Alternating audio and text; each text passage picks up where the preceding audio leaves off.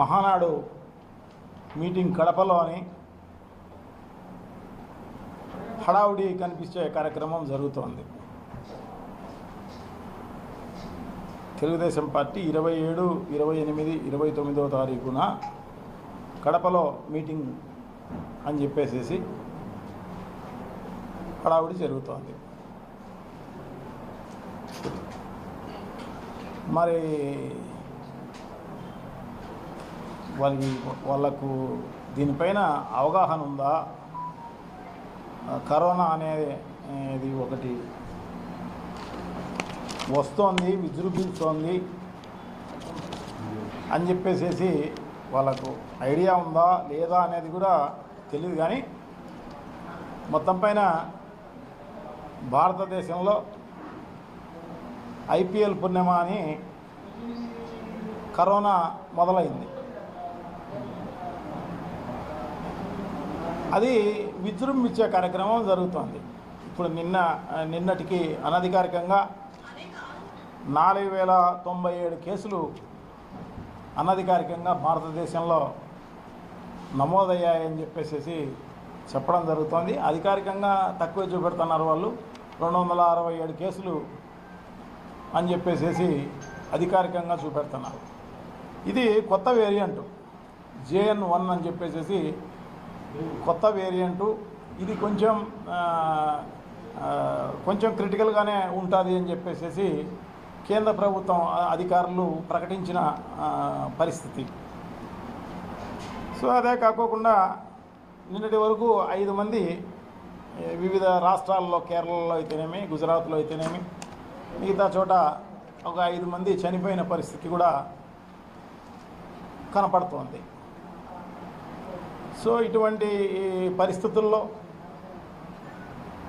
మహానాడు కార్యక్రమాన్ని వాయిదా వేసుకుంటే చాలా మంచిది. ఎందుకంటే వాయిదా వేసుకుంటే కొంత ఈ భారతదేశంలో కాదు, ప్రపంచానికి కరోనా విజృంభించే విధంగా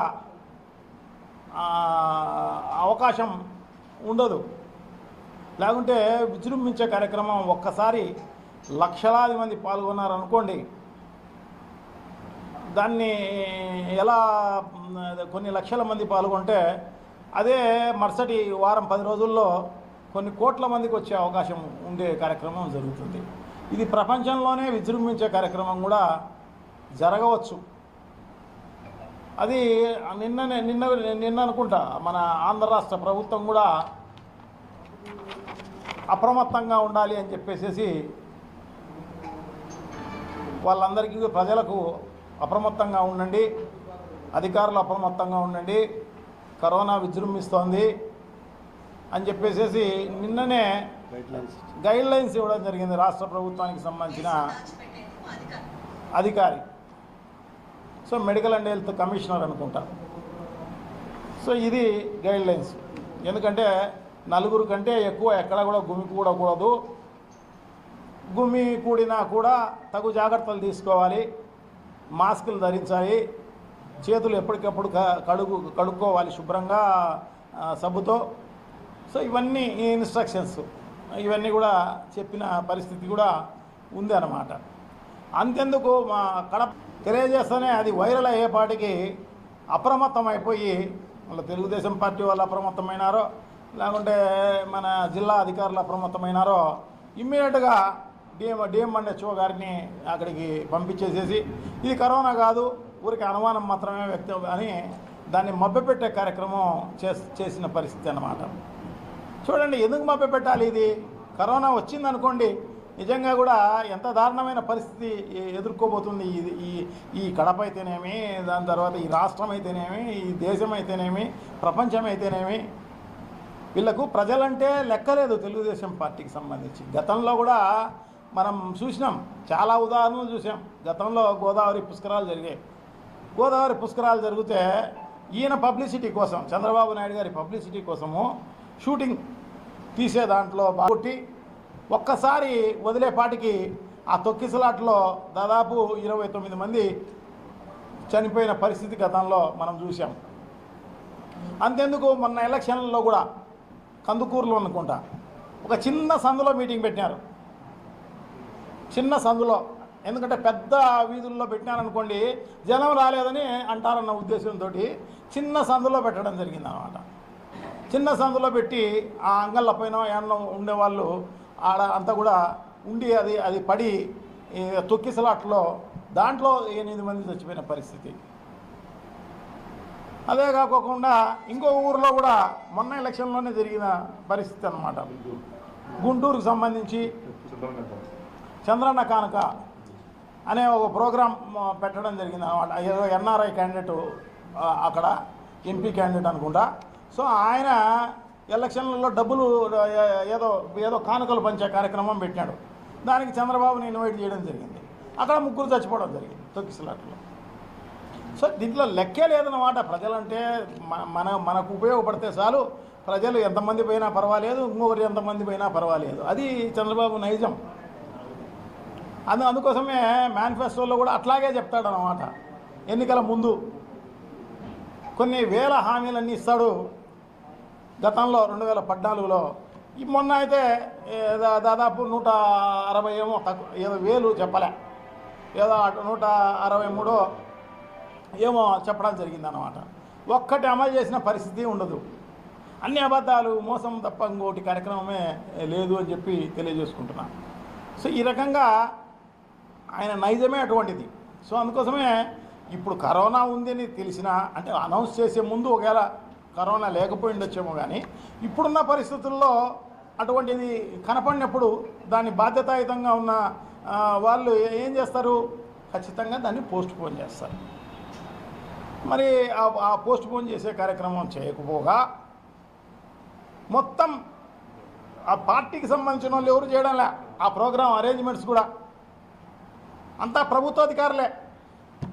టోటల్గా ఈ కడపను ముందు చేసింది ఏం లేదు, కానీ ఈ కడప టౌన్కు దాదాపు 12 నెలలు దగ్గర కావస్తుంది తెలుగుదేశం పార్టీ అధికారంలోకి వచ్చి. ఈ టౌన్కి కానీ ఈ జిల్లాకు కానీ అంతెందుకులే, ఈ రాష్ట్రంలో కూడా ఎక్కడా కూడా ఏమీ అభివృద్ధి కార్యక్రమాలు చేసిన పరిస్థితే లేదు.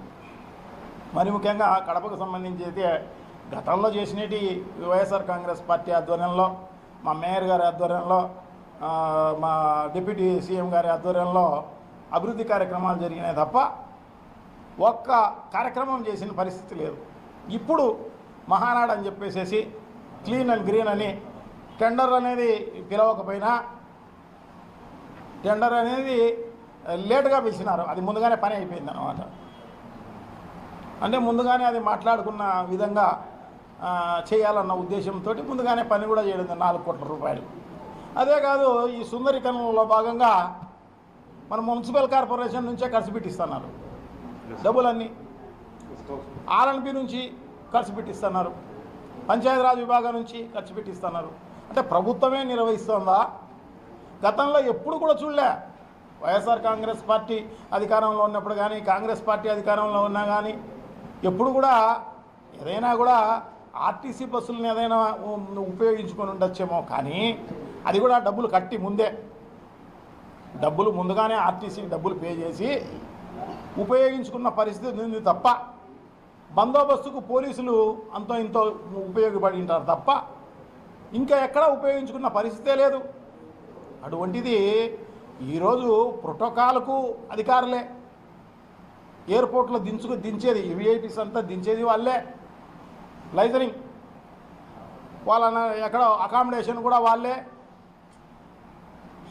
కలెక్టర్ చేసి వీళ్ళు అలానేదేం లేదు. అన్ని క్యాడర్లు ఇప్పుడు దాదాపు 7-8 రోజులుగా ఇదే కార్యక్రమంలో ఉన్నారు. కరోనా అనేది వచ్చిందే, అప్రమత్తం చేద్దాం అధికారులను, దాన్ని అరికట్టే విధంగా, దాన్ని ఎదుర్కొనే విధంగా ప్రజలను ప్రిపేర్ చేయాల్సిన అవసరం ఉంది, అధికారులను ప్రిపేర్ కావాల్సిన అవసరం ఉంది, ఎంతో సంసిద్ధత చేయాల్సిన అవసరం తప్పకుండా ఉంది. ఈ జిల్లాలోనే కాదు, ఈ రాష్ట్రంలో కూడా చేయాల్సిన అవసరం ఉంది. అవన్నీ ఏమీ చేయకపోగా గత 10 రోజులు